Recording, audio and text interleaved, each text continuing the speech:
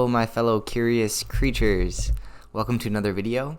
In this video, we'll be discussing Donald Trump's announcement of Stargate.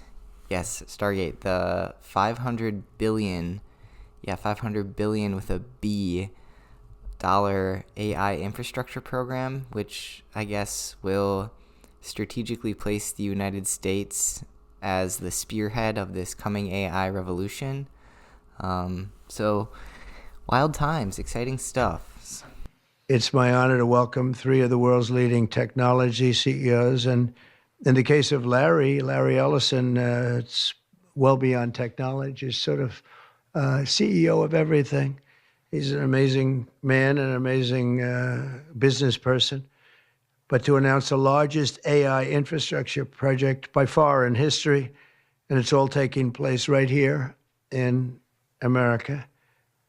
As you know, there's great competition for AI and other things, and they're coming in at the highest level. We're joined by Oracle Executive Chairman Larry Ellison, SoftBank CEO, my friend Masa Yoshi-san, and CEO of OpenAI, and I would say by far the leading expert based on everything I read, Sam Altman. So that's great that you're coming in together. That's a massive group of talent and money.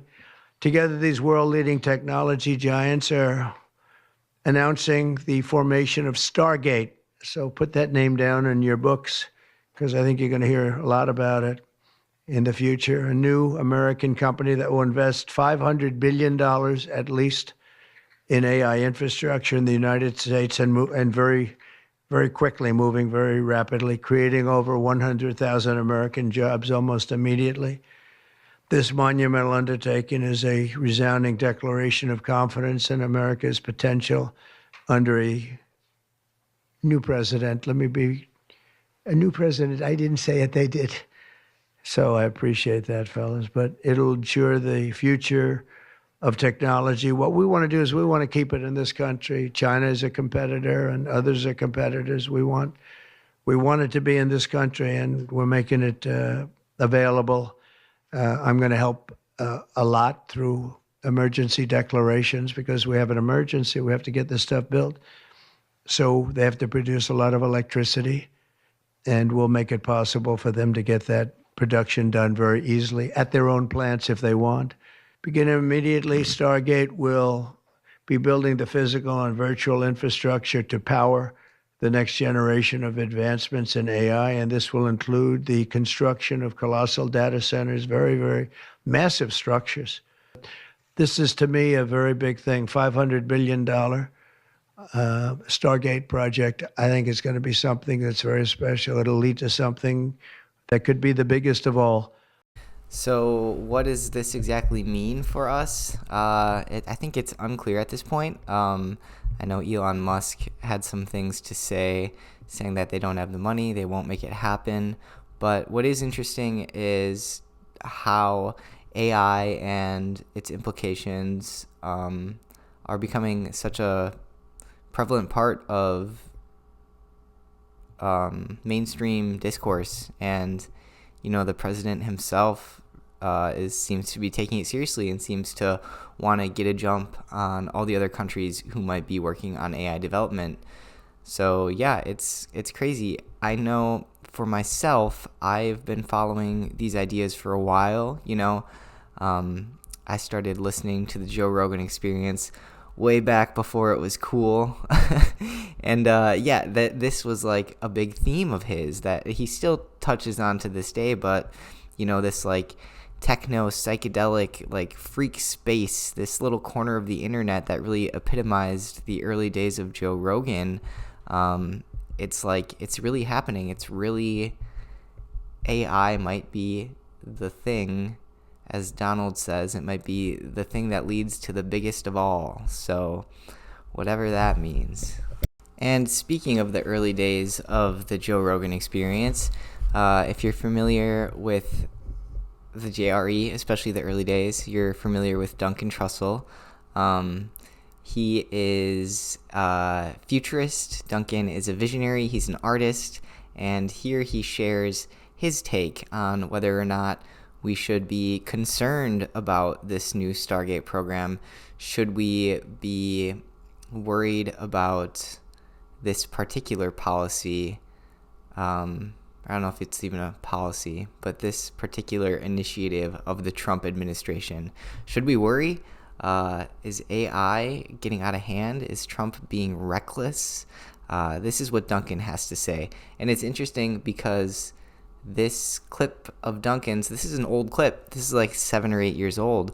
So like I say, it's kind of crazy. Like back then, these were just kind of wild speculations, not really grounded in any sort of reality. But science fiction is quickly becoming science reality in 2025. So I'll roll this clip from Duncan. Duncan is, I think, uniquely qualified to have a take on this. Like I said, he really studies it, and yeah, he's just a brilliant mind. He's a nice distillated knowledge bank on the subject. So we'll roll that clip here and then break it down. Does it give you any pause?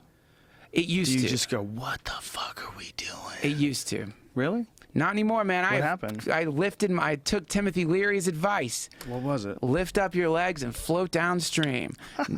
Don't worry. Stop freaking out. There's nothing. Number one, you're not stopping it. No, it doesn't matter who you are. It doesn't matter what plan you have. You ain't stopping it, because you're talking about something that seems to be more of something deeper than just human innovation. It seems to be something like more of a kind of momentum, an inexorable momentum in the direction of us having 100% control over the way we express ourselves and the things we create, and not being limited by our current meat bodies in any way at all. That's where it's headed, and that's just one little piece of it. You know, in a video game, when the character levels up and it becomes a whole new game, the game gets interesting again. Right. That's what's about to happen to our species. Like, our species is about to level up. It's about to become an entirely new thing, and it's a few specific technologies that are all converging, that are forming this thing, and those technologies are 3D printing, robotics, and AI. The legalization of psychedelics. What do you think? Is Duncan right? Are we about to level up, as it were? I think it's possible. I mean, it's no surprise that we've kind of reached the end of the road here in our Western culture. You know, you often see this buzzword on the internet, culture crisis.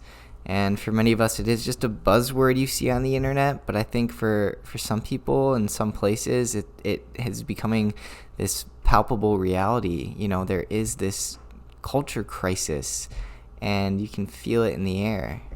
And I think that this would have to do with the democratization of information.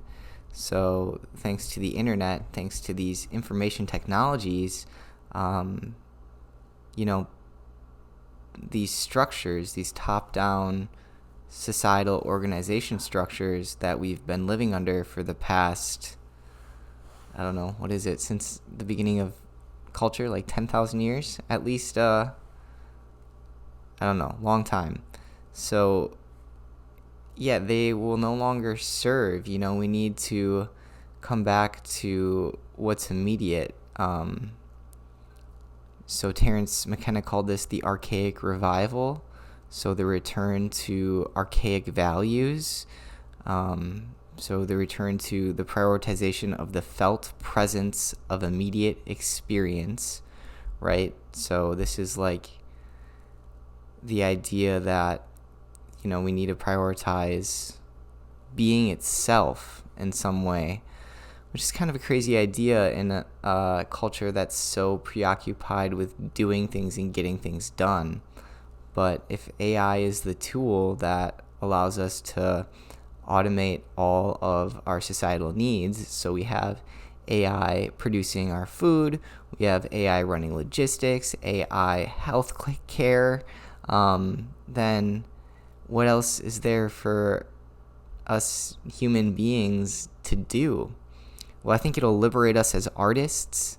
You know, AI could create this open canvas, this super space for us to explore, for us to create within. And more than that, it'll allow us all to get back on the same page again. You know, Carl Jung said that the psyche is not only individual, but it's collective.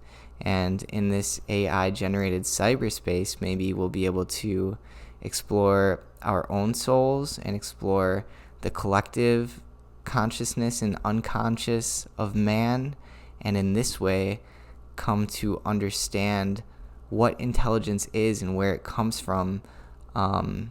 So, you know, getting in touch with our own divinity. And from there, we would be fully empowered to create universes of our own within this cyberspace. Kind of a crazy idea, but it's fun to think about. And, you know, if AI really is the end-all be-all that Trump said it might be, it leaves you kind of slack-jawed and wondering, what does that mean? What does that look like? So I think it's fun to start to try to think about it. And here I will roll a clip from the man himself, Mr. Terence McKenna. This is his idea of a perfect post-history society. So this is his idea of Eden, of heaven on earth, and it's a technological, psychedelic inspired vision for the future. And I will roll that clip here. I think I've told you this fantasy before, and virtual reality brings it one step closer. Here's my vision of the future Eden. It looks like the Earth looked 20,000 years ago. It's absolutely, there are no cities. There's no visible industry. There are no roads, no measurable pollution, no radiation. And when you zoom down on this world, you discover human beings, apparently living in some kind of primitive state, naked, nomadic, tribal, so forth and so on, but at equilibrium and seemingly amazingly healthy. Well, so then you further zoom into this scene, and now you're behind the eyebrows of one of these naked, nomadic human beings, and you discover that there are menus when you close your eyes, and there's an interface when you close your eyes, and you can just pull down these menus and sit down on the beach and move off into worlds that are different from your own ecosystem, or that are highly technically advanced, that are, you know, much more technically advanced than our own world, but it's all virtual. It all exists in a completely non-invasive, non-destructive dimension. The entire thing is being run by a computer the size of a Maytag washer that is kept in the Potala in Lhasa. And other than that black object, everything else on the earth appears completely primitive. But inside the minds of these people, there are myriad virtual worlds that they're moving in and participating in and living in. This is doable. The question is how to avoid cultural crack-up. I mean, if we had $10 million, we could deliver this for 100 spoiled rich people. The trick is, how are we going to deliver it to 5 million people and navigate ourselves through the various energy locks, resource locks, and political mind locks that we have to get through to get to that place? But that's my idea of living in the imagination. A realized physical body in a perfected and preserved natural environment, but a massive interface with the world of human culture that has been turned into light and electrons and data streams, and nowhere comes to rest to distort matter or to force its imprint onto matter. Brilliant stuff. It's a beautiful vision that Terence lays out. And I think, you know, if we could have a perfect world, a perfect natural ecosystem, but then have this other dimension to the human experience where we can just set sail into the imagination where we can have anything any way we like it and be able to share that with others, and in that way create a sort of multiverse, all done through the substrate of some sort of AI super system. That's a pretty profound vision, and it brings some things into question. Like, what if our world itself is just some higher being's work of art, basically? And what if, that's how another rung is added to the ladder of being as these worlds become conscious, and we're on the brink of doing that again, thus creating another turn in this fractal crazy universe of infinite being. But so I was thinking, like, inspiration, right? Specifically, I was thinking like J.R.R. Tolkien. When you read Lord of the Rings, it's like that guy went over there. That writing is so beautiful and so perfect and so like interdimensional, extra dimensional. Old. It's fucking It's an old book. And it's beautiful, his writing. Yeah. And I was thinking, oh, that guy, Tolkien, that inspiration is outflow from the DMT realm into this dimension through the processor of his meat computer. And this is like a kind of drip coming out of a dam, right? The dam is something that's been constructed by power structures who want to keep that realm out of here, right? And so over there, you get usually a kind of message, right? And the message is usually something along the lines of, we need to love each other. We could love each other here. There's something more important than money. That's to really be very reductive about it. But some version of that story that usually involves some kind of desire to no longer harm people or to reduce suffering or to be a better person or however you want to put it, right? Yeah. So there's a dam that's been built. And the dam is built by the people who scan your piss for LSD. It's people who have created an intentional, legal obstruction between one realm and the other, which is the realm McKenna called hyperspace, and the realm that we're currently existing in. And what happens is, from time to time, a big crack in the dam opens up, right? That's when someone like fucking Martin Luther King appears and is standing in front of so many people telling them, I think that we're all the same, is what I think. I think we're all the same. And he's doing it in this very charismatic, beautiful way, right? Yeah. That's a big fucking crack in the dam, because over on this side of things, they don't want us to be all the same.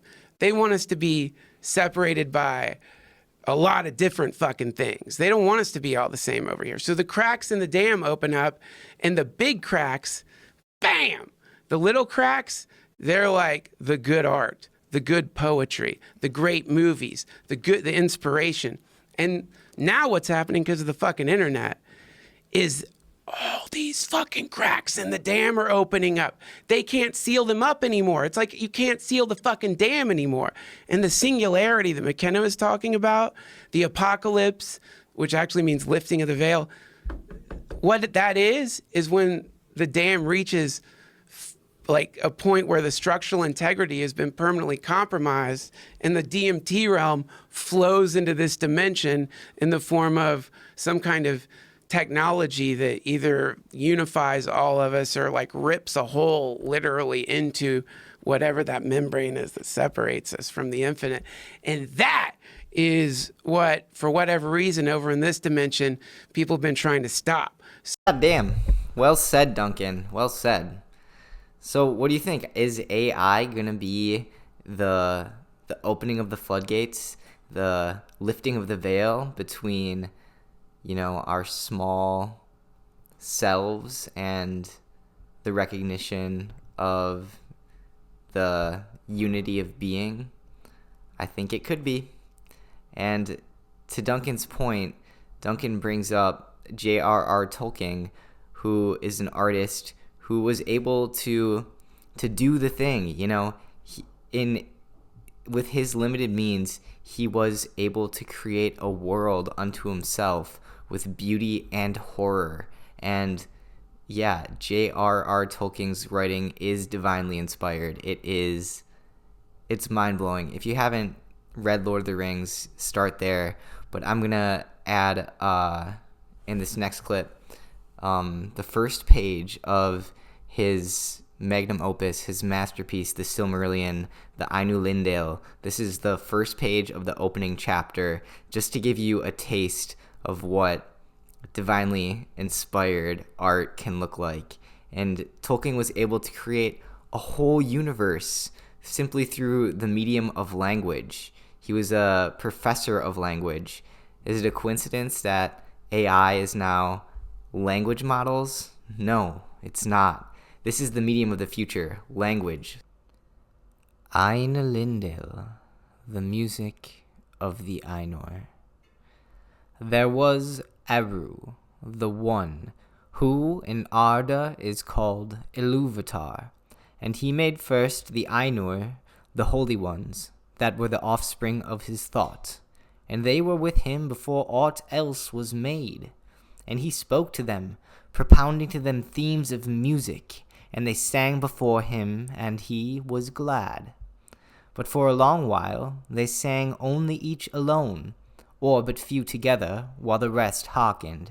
For each comprehended only that part of the mind of Iluvatar from which he came, and in the understanding of their brethren they grew but slowly. Yet, ever as they listened, they came to deeper understanding and increased in unison and harmony. And it came to pass that Iluvatar called together all the Ainur and declared to them a mighty theme, unfolding to them things greater and more wonderful than he had yet revealed. And the glory of its beginning and the splendor of its end amazed the Ainur, so that they bowed before Iluvatar and were silent. Then Iluvatar said to them, Of the theme that I have declared to you, I will now that ye make in harmony a great music. And since I have kindled you with the flame imperishable, ye shall show forth your powers in adorning this theme, each with his own thoughts and devices, if he will. But I will sit and be glad that through you great beauty has been wakened into song. Then the voices of the Ainur, like unto harps and lutes and pipes and trumpets and viols and organs, and like unto countless choirs singing with words, began to fashion the theme of Iluvatar into a great music. And a sound arose of interchanging melodies woven in harmony that passed beyond hearing into the depths and into the heights, and into the places of the dwelling of Iluvatar were filled to overflowing, and the music and the echo of the music went into the void, and it was not void. Never since have the Ainur made any music like unto this music, though it has been said that a greater still shall be made before Iluvatar by the choirs of the Ainur and the children of Iluvatar after the end of days. Then the themes of Iluvatar shall be played aright, and take being in the moment of their utterance.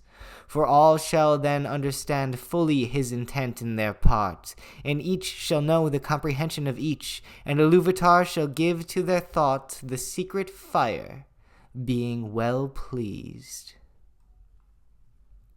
Again, that was J.R.R. Tolkien in his first page of the Silmarillion, the first chapter of the first page, and it's basically like his book of Genesis. So, Tolkien was a great scholar of language and religion as well.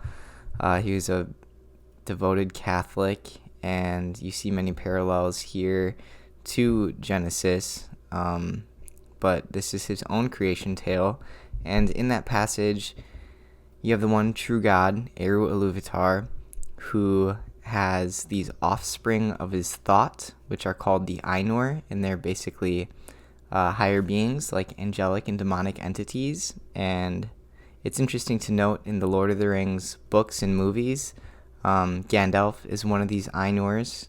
and Sauron is also one of these Ainurs. So Gandalf, of course, being an angelic one, especially in his form of Gandalf the White, and Sauron obviously being a demonic one.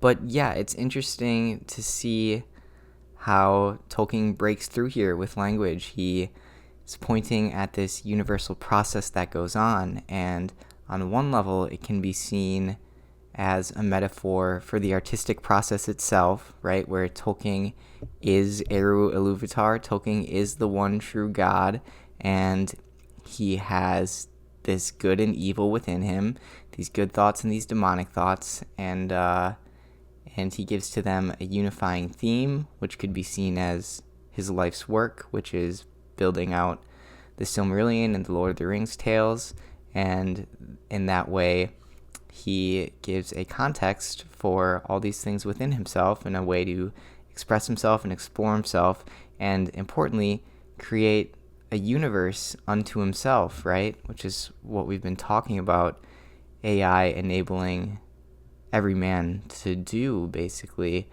You won't have to be a great linguist or genius like Tolkien. Each of us will be able to express ourselves fully with AI, just like you can build an Instagram page and express yourself fully there. I mean, there you're basically social media. You're basically creating these little universes, which are ourselves, our unique particular lenses, if you will, for seeing and interpreting the world. But I think AI will just allow us to take it to that next level. And what's interesting about that passage that Tolkien writes is at the end of the passage, he talks about, how they created the universe through this song, but towards the end he says, "A greater music shall still be made by the choirs of the Ainur and the children of Ilúvatar after the end of days."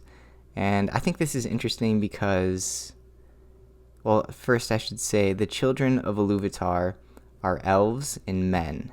So he says that they too, after the end of days, they will be fully empowered as co-creators in the next round of whatever this thing is, right? The next round, the next song. So it's interesting that, Tolkien has it baked in that the children born of this first song, after the end of days, after the fruition of that song, after full ripening, they will then also be fully empowered as creators in the next round of being. And this kind of pulls back into this fractal nature of creation and into AI, because, here we are on the cusp of something totally new with the emergence of artificial superintelligence, and we, the people of this world, are seemingly going to be fully empowered as creators in whatever comes next. So, yeah, I think Tolkien is just one of those, true geniuses and visionary minds, and he was able to maybe perceive this archetypal process that goes on where being begets being, and he had the foresight to see that we will all create our own universe, and those universes that we create will then lead to further creation, and so on. And that's how this cycle goes. That's how being begets being, and the universe becomes a deeper and richer place. Just kind of a fun video today. Obviously, I don't take these ideas too seriously, but they're fun to think about, and it's fun to think about how, Tolkien was a professor of language. That was his thing. And AI, these models that are breaking through, are language models, and it's curious to think about language as the tool that allows us to grab hold of the infinite, and start to unpack it and gain understanding and what is intelligence. And yeah, it's interesting, exciting times to be thinking about these things, and I think we're on the verge of some serious answers and some serious breakthroughs into understanding more about what it means to be human, what it means to be an intelligent entity in a world of spirit and matter. Yeah, thanks guys for watching. If you found this entertaining, please feel free to like and subscribe, and I'm going to leave you all with this little clip of the man himself, Mr. Terence McKenna, just to drive the point home. So enjoy, and we'll catch you on the next one. Thanks. Linguistics is a complicated thing. If you've read Noam Chomsky, you know that there is what are called the 15 rules for the deep structure of a language.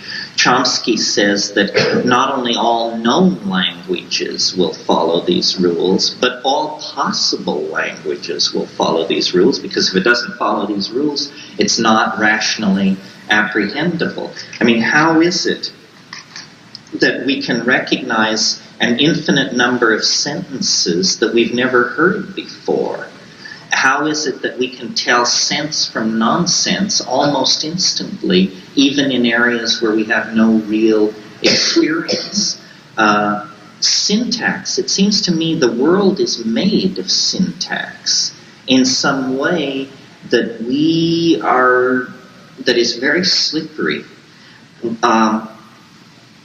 One of the things I think about a fair bit that's sort of hard to articulate, but that comes out of my ruminations on all of this, is I've noticed that life is more like a story than it is like physics and chemistry. That, a rationalist will tell you, well, you live your life and it's ruled by chance and coincidence, and you do what you can, and then they plant you. But what it really seems to be as lived is like a tale. We are all inside some kind of a literary construction of some sort. And the things that happen to us matter. They matter. And we are all being led towards something. It's like we're all in some enormous Dr. Zhivago-sized novel called, I don't know, the 20th century or something. And things have a plottedness, a design that shouldn't be there if this is really the world of probabilistic atoms flinging themselves through space that science tells us this world is. Why does it seem so much like a work of art?